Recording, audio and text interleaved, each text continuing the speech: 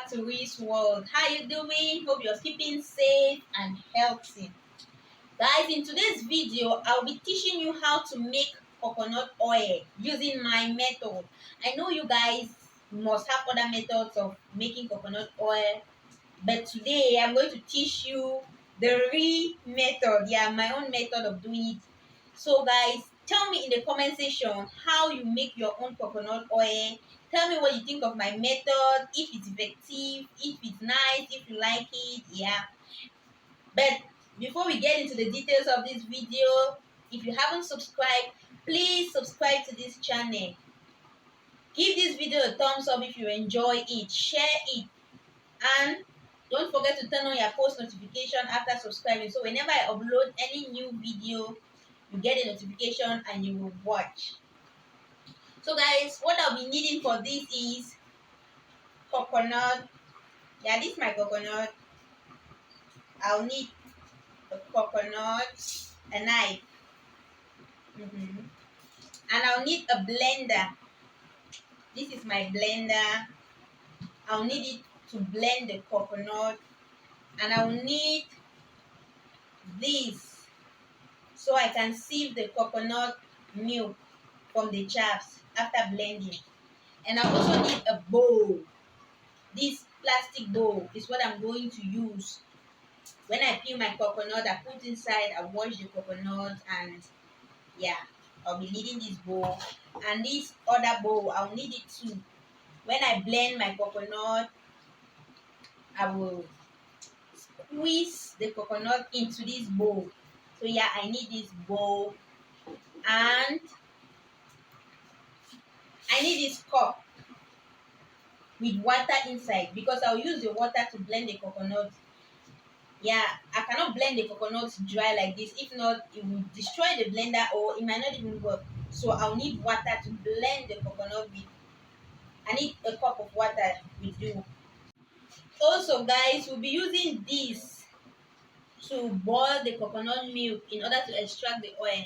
I like using this particular fry pan because, or pot, or whatever it is you call it. I like using this particular thing because the material used to make it is light, and so it evaporates fast. The water evaporates fast, leaving the oil. And yeah, I think this is the best pot I should use for this. I like it. It's fast, it's easy. I recommend that if you want to make coconut oil, don't go and use a heavy pot or a pot that is made from thick materials. That won't be good because the evaporation process is going to be slow. I don't know if you guys are getting what I'm trying to make, or if I'm actually making the point right. But yeah, that is it. I prefer using this particular. This is what I always use to make my coconut oil. I always make coconut oil, and yeah, I use this. This is my coconut oil pot. And I will highly recommend that if you want to make coconut oil for personal use, you should get something as light as this because it's really easy, fast. Okay, guys. So I started by cracking my coconut open in order to extract the coconut water so it doesn't spill over the place and causes a mess. After extracting the water, I break the coconut open and guys, I warm the coconut on the fire. I could put it under the sun, but there was no sun and I really want to do it fast. The reason why I heat the coconut is to make it easy for me to extract the coconut meat from the coconut shell. So yeah guys, that is the extraction process. I am trying to extract it. And as you can see, it's far more easier than me just starting with the coconut without any heat. You see how easy the coconut just came out of the shell with no stress, nothing to worry about. So guys, this is a new method for you if you never knew. Heat helps with the peeling process of the coconut. Okay guys, we're done with extracting the coconut meat from the coconut shell. Now we wash the coconut well because it's obviously dirty. After washing the coconut and making sure it's really clean and good for eating, I decided to slice the coconut into very, very small pieces so that it will be easier for me to blend it. But if you are to grate the coconut, I don't think slicing it is an option. But for me, that I'm using a blender to blend the coconut, I need to slice it to smaller pieces so I can blend it easily. After slicing, I put it in my blender and I add water to it so that the blending process will be easier. You guys know about blending. Yeah, so that is it. I'm adding my water to make the blending process easy. If you add water along the line, you discover that the water is small, you add more again so you can blend easily if you are using a blender to blend your coconut like me. Then make sure you put enough water, but not too much, but the quantity. As you're blending, you see if it's working well. Okay, if it's not working, you add some water, just like that. And if the water is too much, you drain it out.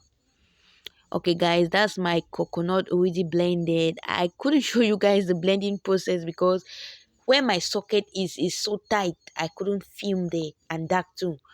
So yeah, that is it. I blend it, and remember, I didn't put all the coconut into the blender. I put half of the quantity. I could put all, but it will make it so difficult to blend. So I had to put just half of the quantity into the blender, and I blend, and then I blend the second round so that all of them will blend well, and I'll be able to extract enough coconut milk from the chaffs. So that is what I did.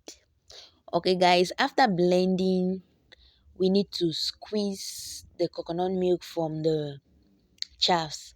So yeah, I use my kind of looking sifter. I don't know how to call it. Yeah, but that's what I use to squeeze my coconut juice.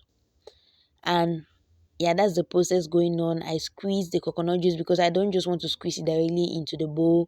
The chaffs will mix and it will create a kind of nasty concoction. So yeah guys, that is what I did, and that's the process all over. This is the milk, coconut milk that has been extracted and is ready for boiling. Yeah, for evaporation or boiling, I don't know. Yeah guys, that's my coconut milk. So I put it into my very, very effective, I don't know if this is a pot or fry pan, whatever you call this. Yeah, I put my coconut milk in it and I put it on the fire, on my gas stove. I put it on high heat, not low heat guys, high heat. We want this water to evaporate so that we'll be left with the oil. So yeah, as it's boiling, you discover that the bubbles from the beginning were smaller. With time, the bubbles are increasing because the water is drying off and the oil is actually coming out. As the bubbles are reducing, that's the oil already coming out. That's the coconut oil already draining out. And yeah, that's our coconut oil. I remove it from the gas stove and I drain it small into a clean bowl. Yeah, I drain the coconut oil into a clean bowl. I keep the oil and I wait for it to get cold because right now it's really hot. I wait for it to get cold and I put the coconut oil in whatever container I wish to preserve it in. And that's the end of the process. So this is our final product. We made one, two, and this. So yeah, guys, this is it. This is it for our coconut oil. This is the outcome of our coconut oil production. So guys, you can easily make your coconut oil at home rather than buying from the market when you're not too sure if it's virgin coconut oil, because most of these people in the market, I don't know if they do it in other countries, but yeah, they mix mayanga, I don't know, kernel oil. They mix it with small coconut oil and sell, which is bad because it no longer serves the purpose for which you made the coconut oil for. So yeah, guys, this is it. This is our coconut oil. This is the quantity I made. This is the quantity I made from all that coconut, and I'm really excited about the outcome. So we've come to the end of this video. Thank you guys so much for watching from the beginning right up to this level. If you haven't subscribed, please click the red subscribe icon below and subscribe to this channel. Like and comment on my videos, and for any suggestion, leave it in the comment section. And guys, don't forget to tell me in the comment section how you make your own coconut oil, what you think about my method, and what are the downsides of my own method. What do you think about it? Bye bye.